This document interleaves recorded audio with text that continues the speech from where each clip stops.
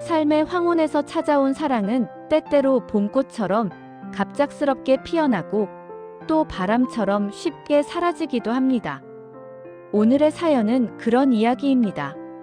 사별의 아픔을 간직한 한 여성, 그리고 그녀의 그늘에 찾아온 한 남자. 그들의 사랑은 누구도 예상하지 못한 비극으로 흘러갔습니다.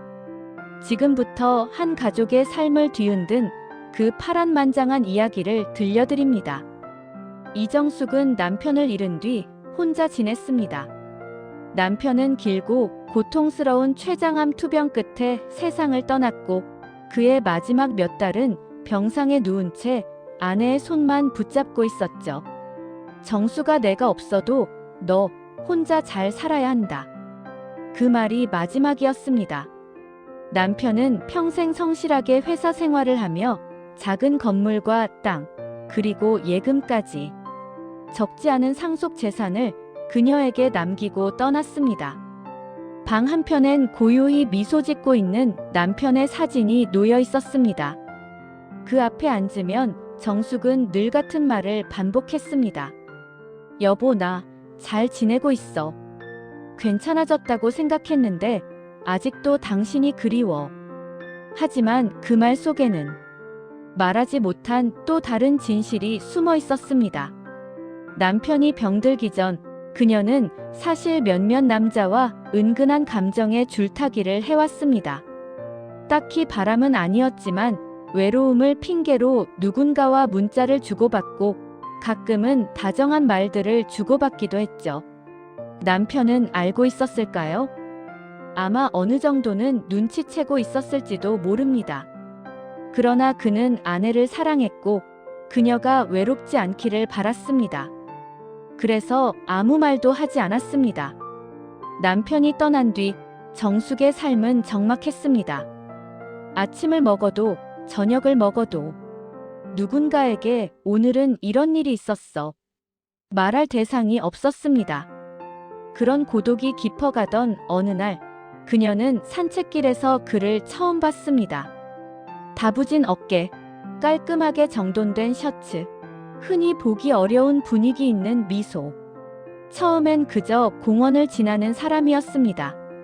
하지만 어느 순간부터 그는 정수기에게 자연스레 말을 걸었습니다. 아침 햇살이 좋네요. 항상 이 시간에 산책하세요? 그녀는 순간 당황했습니다. 자신보다 15살이나 어린 남자가 먼저 다가온 적은 거의 없었으니까요. 네, 뭐 그저 공기가 좋아서요. 그렇게 시작된 짧은 대화는 며칠 지나지 않아 자연스러운 만남으로 바뀌었습니다. 벤치에 나란히 앉아 서로의 외로운 부분에 대해 조용히 이야기를 나누었습니다. 정숙은 남편을 잃은 상심을, 현도는 이혼 후 혼자 지낸다는 외로움을 말했습니다. 그는 말했습니다. 정숙 씨, 이상하게도 당신과 이야기하면 마음이 편해져요. 마치 오래전부터 알고 지낸 사람 같아요. 그 말에 정숙의 심장은 오래된 알람처럼 흔들렸습니다. 정숙은 사람들에게 말하지 않았지만 속으로는 늘 누군가의 관심을 원했습니다. 남편이 투병하던 마지막 몇 년 동안 그녀는 환자를 돌보는 고된 생활 속에서 자신도 모르게 외로움을 달래줄 누군가를 찾고 있었습니다. 그리고 지금 현도라는 남자가 그 빈자리를 정확하게 파고 들어왔습니다. 그는 자주 이런 말을 했습니다. 정숙 씨는 참 매력적이에요. 나이가 중요한 게 아니잖아요. 제가요? 이 나이에 무슨... 아니요. 당신은 충분히 아름다워요. 그 말은 그녀가 잊고 지냈던 감정을 날카롭게 건드렸습니다. 마치 오래 잠들어 있던 여자로서의 자신이 다시 깨어나는 듯한 기분이었습니다. 정숙은 적지 않은 상속을 가지고 있었습니다. 그녀 역시 알고 있었습니다. 남자들이 가끔 그녀에게 다가오는 이유 중 하나가 그 재산 때문이라는 걸. 하지만 현도에게서는 그런 계산이 느껴지지 않는 듯 보였습니다. 그는 자연스럽고 자신감 있고 마치 그녀만을 바라보는 듯한 눈빛을 보여줬습니다.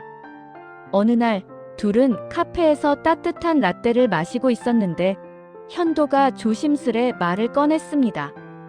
정숙 씨 혹시 혼자 지내기 많이 힘들지 않아요? 가끔은 그렇죠. 그 마냥 말이죠. 둘이서 작은 아파트 하나에서 조용히 지내면 어떨까요? 정숙은 놀라서 고개를 들었습니다. 둘이서요? 그럼요. 결혼이 아니어도 돼요. 그냥 서로 기대면서 살면 좋잖아요. 그리고 이어진 말. 사실 정숙 씨가 조금만 도와주면 저도 집 마련할 수 있을 것 같아요. 그 순간 정숙은 가슴이 철렁 내려앉았습니다. 역시 결국 이 얘기구나. 그녀는 대답하지 못한 채 창밖만 바라보았습니다. 하지만 동시에 자신도 그가 필요하다고 느꼈습니다. 외로움을 달래줄 사람이 바로 그였기 때문입니다. 며칠 뒤 현도는 다시 그녀에게 말했습니다. 정숙 씨, 제가 차가 한 대 있었으면 좋겠어요. 함께 좋은 음식점도 가고 당신 집까지 편하게 모실 수도 있고. 그의 말은 마치 사랑의 속삭임 뒤에 숨겨진 작은 계산처럼 느껴졌습니다. 정숙 씨는 지갑을 열어야 할지 마음을 접어야 할지 혼란스러웠습니다. 그녀는 이미 알고 있었습니다. 현도 씨가 자신의 재산을 알고 있다는 것을, 그리고 자신에게 호감을 넘은 다른 종류의 욕망을 품고 있다는 것도. 그러나 동시에 그녀의 마음 한편에서는 남자가 자신의 젊은 시절 숨겨두었던 여자로서의 욕구를 다시 깨워주고 있다는 사실이 더 큰 문제였습니다. 그녀는 그 감정을 원했습니다. 그리고 그 감정을 잃고 싶지 않았습니다. 정숙의 아들 민수는 요즘 들어 어머니의 분위기가 달라진 것을 느꼈습니다. 식탁에 앉아있는 어머니의 얼굴, 평소보다 더 곱게 차려입고 휴대폰을 손에서 놓지 않는 모습, 누군가로부터 메시지를 기다리는 것처럼 보였습니다. 민수는 그 모습을 유심히 바라보다가 조심스럽게 말했습니다. 엄마 요즘 무슨 좋은 일 있어요? 아니야, 별일 없어. 엄마, 나는 엄마 편이에요. 뭐든 말해도 돼요. 정숙은 잠시 망설이다 그제야 조용히 입을 열었습니다. 엄마 요즘 산책하다가 이야기 나누는 사람이 생겼어. 그 말에 민수의 표정은 단번에 굳었습니다. 남자죠? 응. 민수는 깊은 한숨을 내쉬었습니다. 그는 누구보다 어머니를 걱정했습니다. 아버지가 돌아가시며 남긴 상속 재산이 상당하다는 것을 이 동네 사람들도 다 알고 있었기 때문입니다. 엄마, 그 사람 나이는 47살이래. 엄마보다 15살이나 어리네요.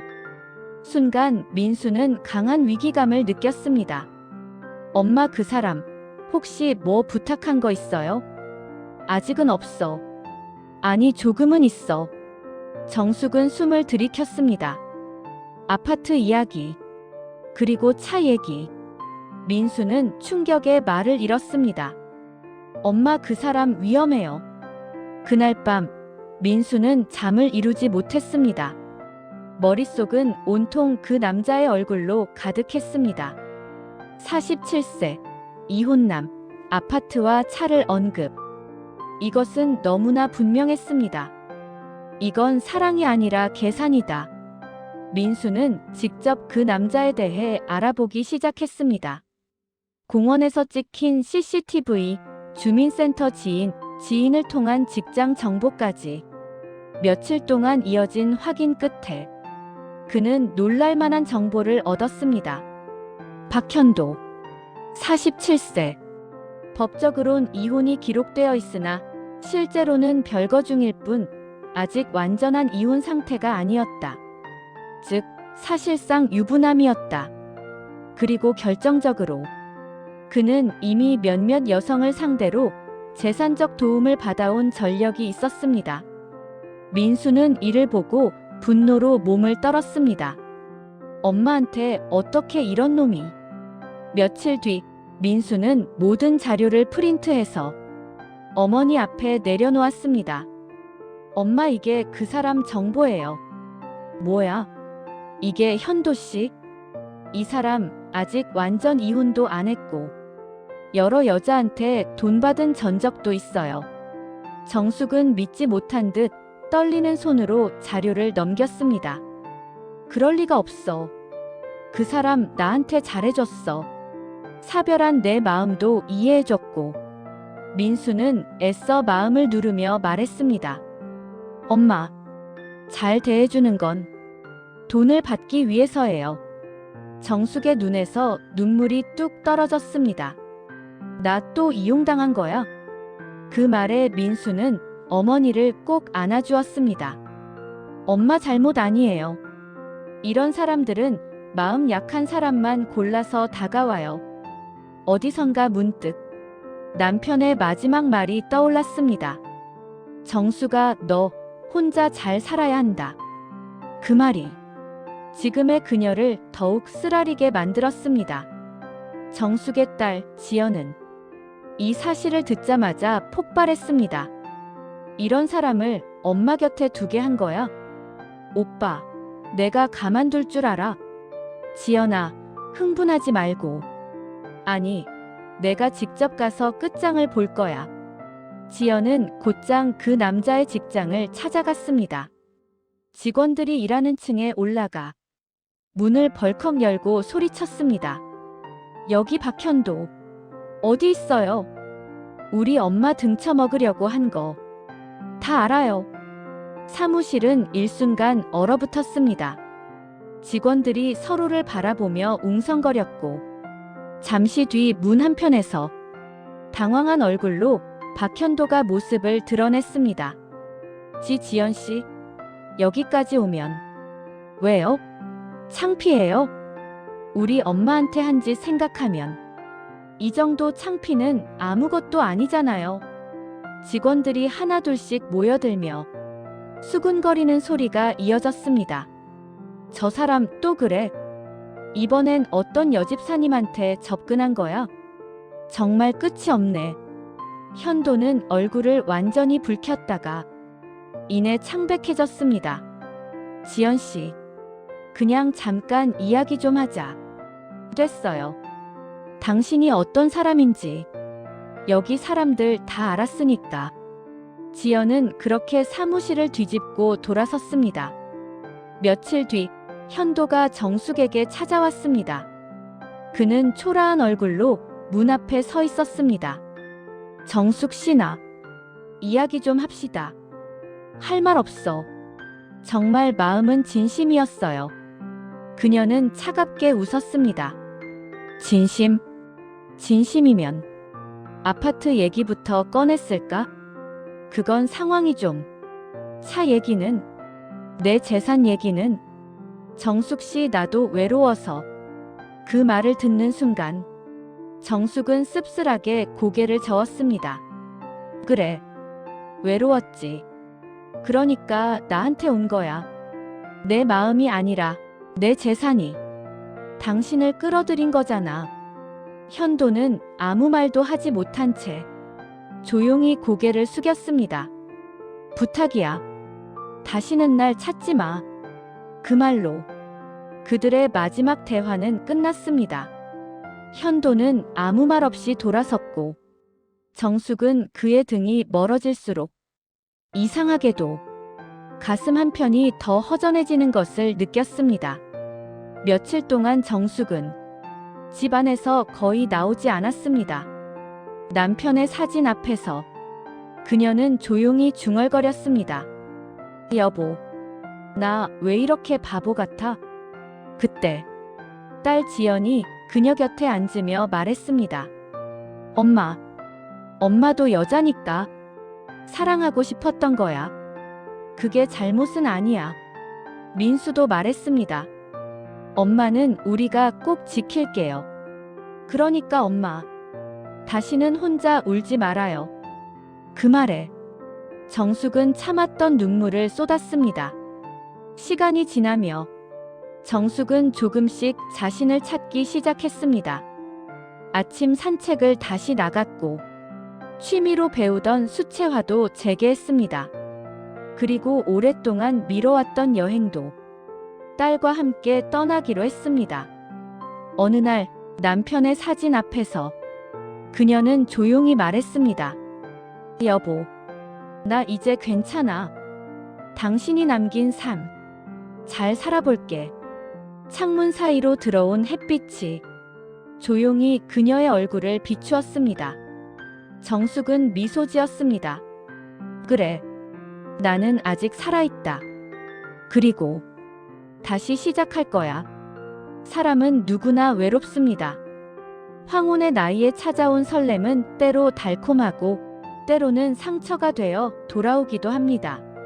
하지만 중요한 건 그 상처를 이겨내는 힘이 우리 안에 있다는 사실입니다. 정숙의 이야기는 말합니다. 사랑은 때로 우리를 흔들리게 하지만 그 흔들림 속에서도 우리는 다시 살아간다.